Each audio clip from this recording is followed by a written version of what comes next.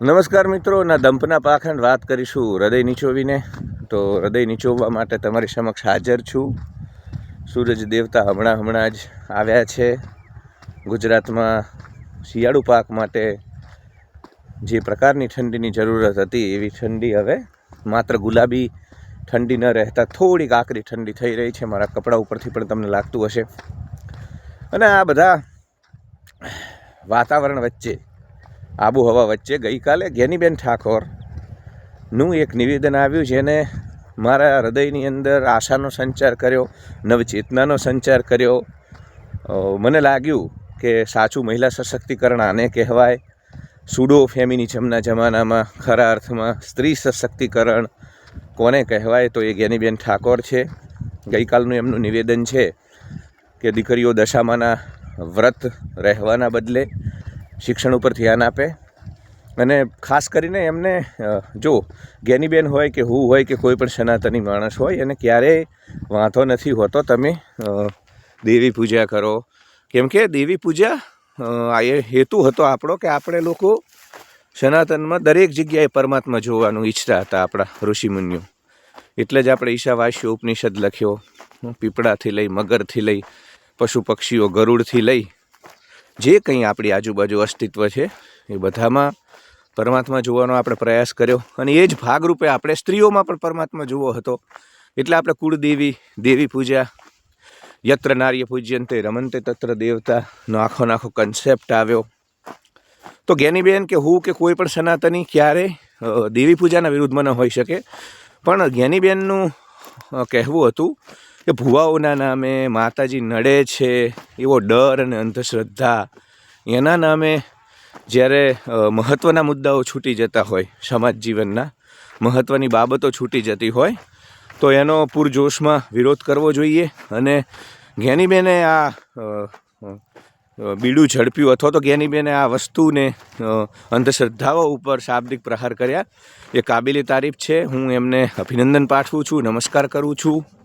કેમ કે ઘણા રાજનેતાઓ વોટ બેંકના ચક્કરમાં અને એમના મતદાતાઓના તુષ્ટિકરણ કરવાના ચક્કરમાં, એમને ખુશ કરવાના ચક્કરમાં સત્ય બોલતા નથી. અને બિલકુલ આ બધી વાતો જે જરૂરી છે એને ઉજાગર નથી કરતા. પણ આને ભુવાઓ ઉપર પણ કહ્યું, જ્ઞાનીબેને કહ્યું કે ભુવાઓથી તમારા જીવનમાં કોઈ પરિવર્તન આવતું નથી.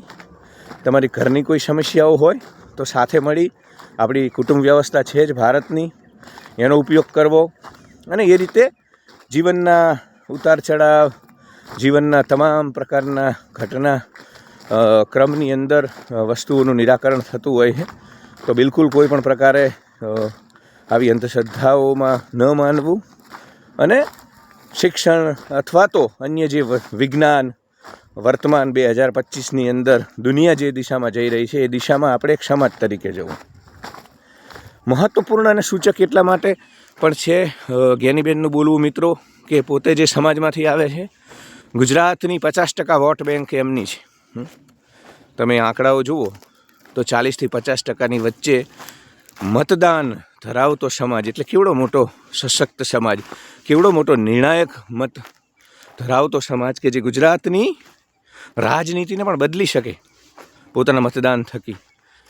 તો આવા સમાજની અંદર અંધશ્રદ્ધાઓ દૂર કરી, વિજ્ઞાન અને તર્ક, રેશનાલિટી, લોજિકને સામેલ કરવાનું જે સાહસ દેખાડ્યું જ્ઞાનીબેને, એ નમસ્કાર. અને જ્ઞાનીબેન આમ પણ ભાઈ કોંગ્રેસના જેટલા પણ નેતાઓ છે, જૂથવાદ, યાદવ સ્થળી, એની અંદર જ્ઞાનીબેન હંમેશા અલગ છે.